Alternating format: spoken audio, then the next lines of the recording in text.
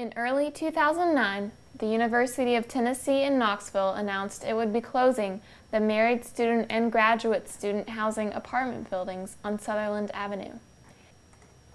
The university's reasons for closing the apartments are that the buildings were not up to code in plumbing, electricity, and safety.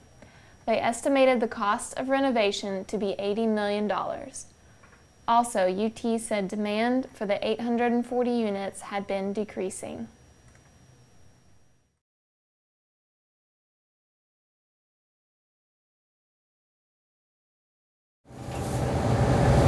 Where are they going to live? Where are they going to go, you know, if they're coming to come to school? Are they chasing international students away? It's been international students for many years here in Tennessee, you know, so. It may be scattered all around town, and they might be having to pay a higher rent to wherever they're winding up at. That's unfortunate.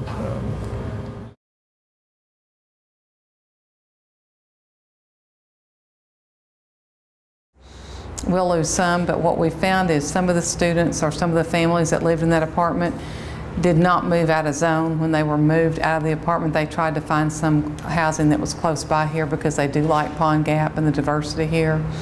And so they found housing that was close by that kept them in this school zone.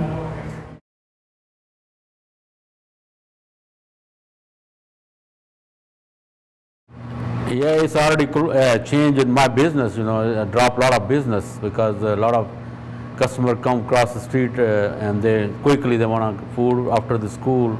They don't want to cook, and now I've seen a lot of changing. We don't know where they're at.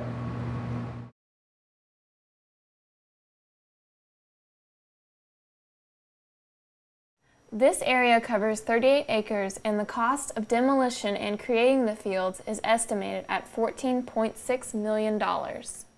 The closing the apartments and replacing those with sports fields, it's number one on the businesses. How will that affect their revenue? Some business owners, especially producers, said they'll lose 10% of their business, which they've had since it's closed now. Will they get that back with students coming over here after playing softball or whatever? We don't know. Yeah, I mean, it could be good for the area, but when it comes to students, you feel more sorry and for the students because it was easier for them to live here on Sutherland Avenue because of the transportation. I believe the bus is every 15 minutes up until 11 o'clock at night. So the transportation and the different businesses here fit them for walking to get their foods, their needs, and whatnot. So.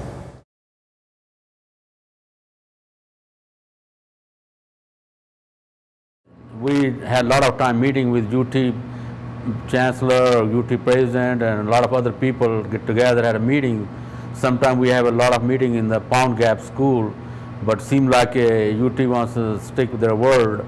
They want to make soccer fields, so we have no choice. So we have to go with the UT, what the UT wants to do.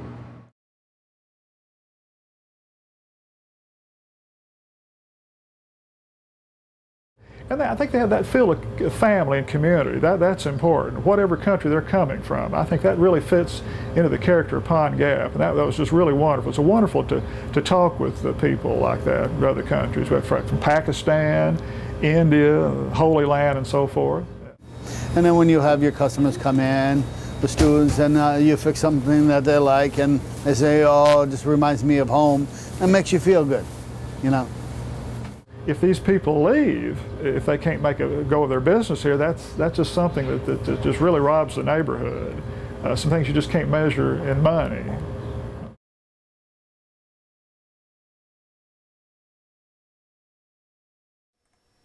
Mr. Randy Boyd, president of Radio Systems of Knoxville, gave a gift of more than $323,000 to Dr. Robert Cronick at the College of Education, Health, and Human Sciences at UT to use at Pond Gap Elementary.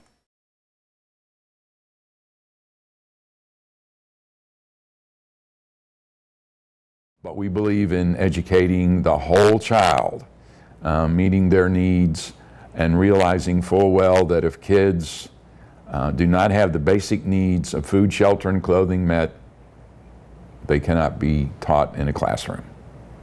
Because what happens with our kids when they leave here, between that and bedtime, is the area where we're losing our kids. Because if we can get them in that section of time and fill their social and emotional and physical needs just during that chunk of time, it will help them to be motivated to learn. They will have a program providing Pond Gap students with medical attention, meals, tutoring, art classes, laundry services, and counseling, among others.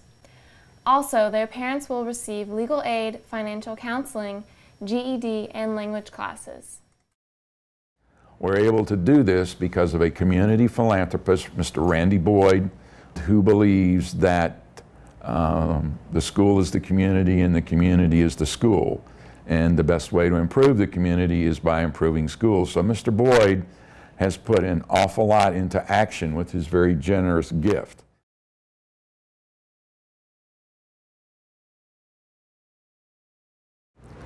We won't know really the greatest impact he'll have, because he will intercept the problem before it ever happens.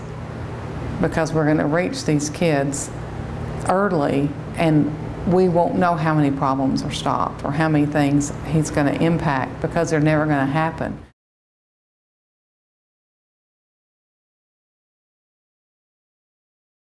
Because it needs to be a place of learning during the day, and then it needs to be a community center in the afternoon. And we just need to learn how to get that across and transform that feeling of what the school is. Community schools are one-stop shopping. We believe in a hub of services. We try to take those services that sometimes are very confusing to people and make them simpler by simply having them in one place.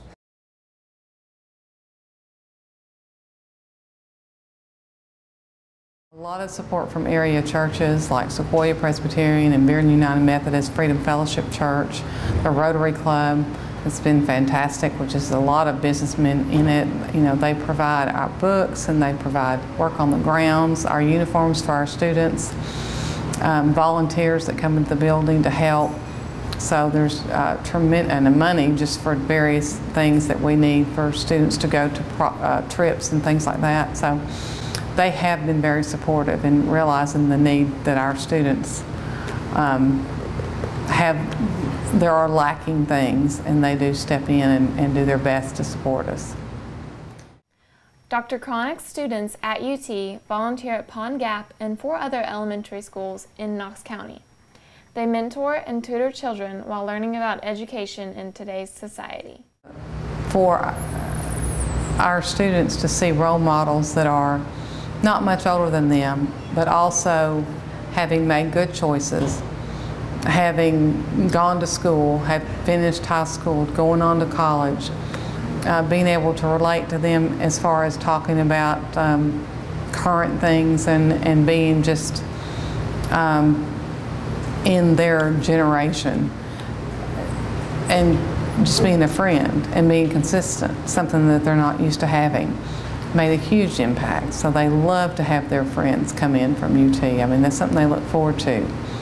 Those UT students receive a valuable experience working with the kids and are one big part in connecting the school to the community and the community to the university.